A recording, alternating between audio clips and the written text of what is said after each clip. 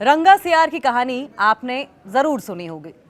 पंचतंत्र की सबसे प्रसिद्ध और लोकप्रिय कहानियों में से एक है।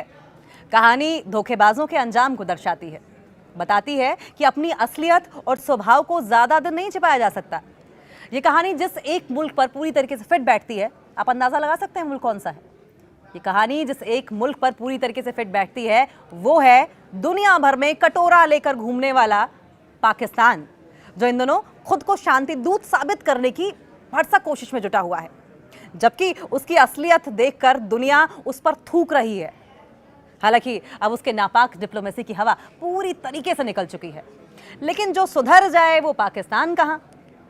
पाकिस्तान ने अमेरिका ईरान तनाव के दौरान मध्यस्थता का नाटक किया।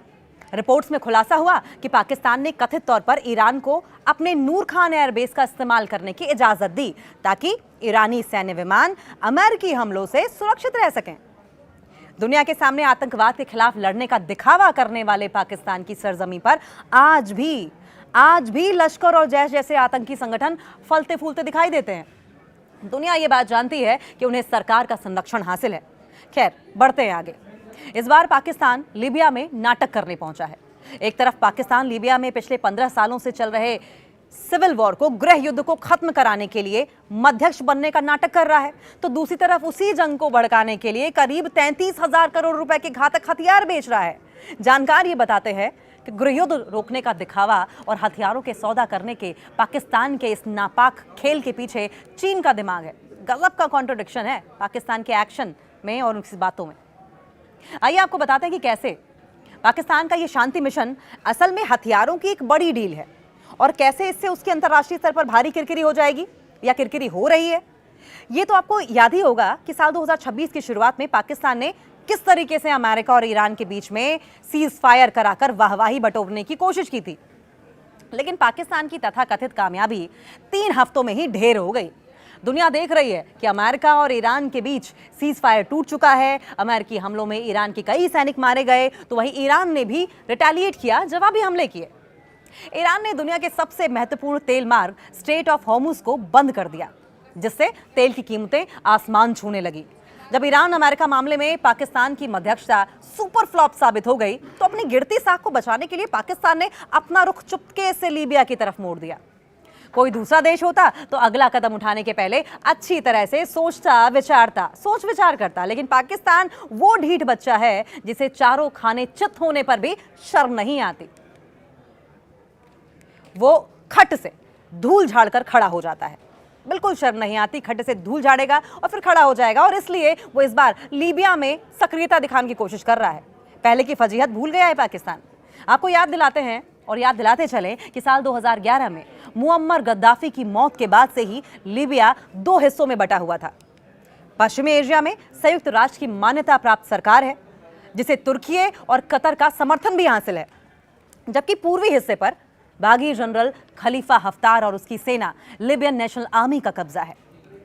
पाकिस्तान इन दोनों गुटों के बीच में समझौता कराने का नाटक करता रहा है, और ये नाटक उसने पहले भी किया है, लेकिन इस नाटक के पीछे का सच बेहद हैरान कर देने वाला है। इस बात को ऐसे समझिए, इस बात को इस तरीके से समझिए कि जिस वक्त पाकिस्तान के अधिकारी दोनों गुटों में शांति वार्ता की बात कर रहे थे, ठीक उसी समय पाकिस्तान ने पूर्वी हिस्से के बागी जनरल खलीफा हफ्तार की सेना ने $7 अरब का गुप्त रक्षा समझौता फाइनल कर लिया, और इस समझौते के तहत पाकिस्तान हफ्तार की सेना को 16 JF-17 लड़ाकू विमान और दूसरे सैन्य उपकरण बेचने जा रहा है। यानी कि पाकिस्तान जिस आग को बुझाने का दावा कर रहा है, उसी में खुद ही घी डालने का काम भी कर रहा है। आपको बता दें कि पाकिस्तान जो लड़ाकू विमान लीबिया को बेच रहा है वो पूरी तरीके से पाकिस्तानी नहीं है। इसे चीन और पाकिस्तान ने मिलकर डेवलप किया है, जिसमें लगने वाली टेक्नोलॉजी, तकनीकी, रेडार और इंजन सब कुछ चीनी है। चीन सीधे तौर पर लीबिया जैसी संवेदनशील जगहों पर वेपन्स बेचकर, हथियार बेचकर अपनी वैश्विक छवि खराब नहीं करना चाहता, और इसलिए वो पाकिस्तान को आगे करके अपना माल बेच रहा है। और इस डील से चीन का सैन्य और रणनीतिक प्रभाव नॉर्थ अफ्रीका में बढ़ रहा है, लेकिन दुनिया की नजर में विलन सिर्फ पाकिस्तान बन रहा है, और पाकिस्तान ये समझना ही नहीं चाहता।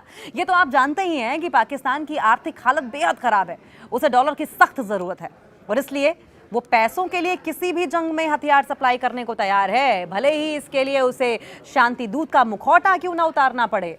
कुल मिलाकर पाकिस्तान का यह दोहरा चरित्र अब पूरी दुनिया के सामने आ चुका है। एक तरफ वो खुद को जिम्मेदार देश दिखाकर दुनिया में अपनी इज्जत बढ़ाना चाहता है, तो दूसरी तरफ पैसों के लालच से गृहयुद्ध से जूझ रहे देशों को हथियार सप्लाई कर रहा है। इस हथियार सौदे के कारण पाकिस्तान को कड़े वैश्विक विरोध और आलोचना का सामना भी करना पड़ रहा है। लीबिया में साल 2011 से ही गृहयुद्ध के कारण संयुक्त राष्ट्र सुरक्षा परिषद ने वहां किसी भी तरह के हथियार बेचने या खरीदने पर कड़ा बैन लगा रखा है, लेकिन पाकिस्तान बेच रहा है। फिलहाल के लिए इतना ही।